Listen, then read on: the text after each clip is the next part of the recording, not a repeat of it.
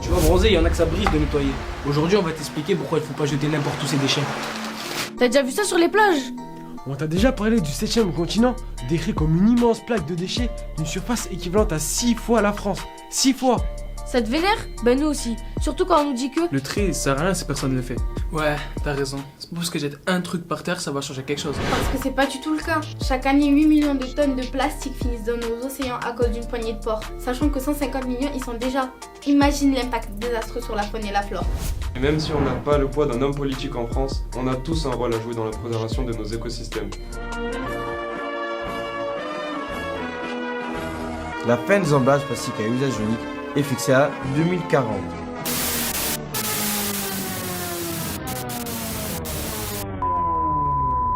Parce que quand on jette nos déchets n'importe où, ben ça pollue. Logique. Par exemple, le plastique.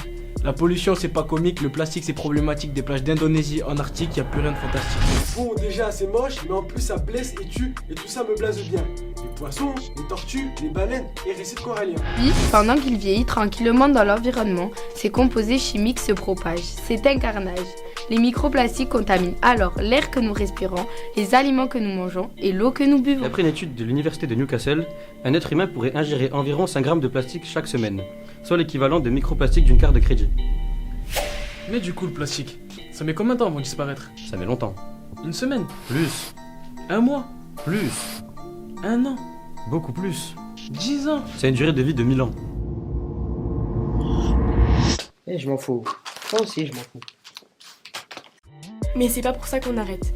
1 million de bouteilles plastiques sont vendues chaque minute dans le monde. Et on continue à jeter tout, n'importe où. Les cigarettes, les cotons-tiges par exemple. Parce qu'au lieu de les jeter dans une poubelle, il y a des petits malins qui les jettent dans les toilettes. Mais qu'est-ce qu'ils font aux chiottes avec un coton-tige? On sait pas, mais du coup, les bâtonnets se payent des vacances. Ils finissent dans la mer, dans les rivières, sur nos littoraux. À une telle quantité que Surfrider en 2016, lors de son opération, en a ramassé près de 16 000. Ça fait juste 13 longueurs de terrain de foot.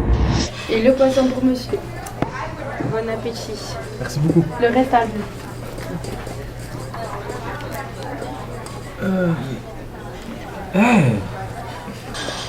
Tu sais comment il est mort? Avec un coton-tige. Tiens, c'est marrant cette façon de mourir. Tu sais, ça me fait penser aux oiseaux. Quand ils ingèrent un chewing-gum et après ils s'étouffent et ils meurent. Ils sont cons les oiseaux. N'importe quoi, ils sont pas cons les oiseaux. C'est utile. Comme les plages, les forêts, les habitats naturels. Eugène René Poubelle, né en 1831, a donné son nom aux poubelles à travers les décisions qu'il a prises afin d'améliorer l'hygiène de la ville de Paris. Bah ouais, ça sert à ça les poubelles. L'hygiène. Pour une planète plus belle, utilisez les poubelles. Nous on va bosser.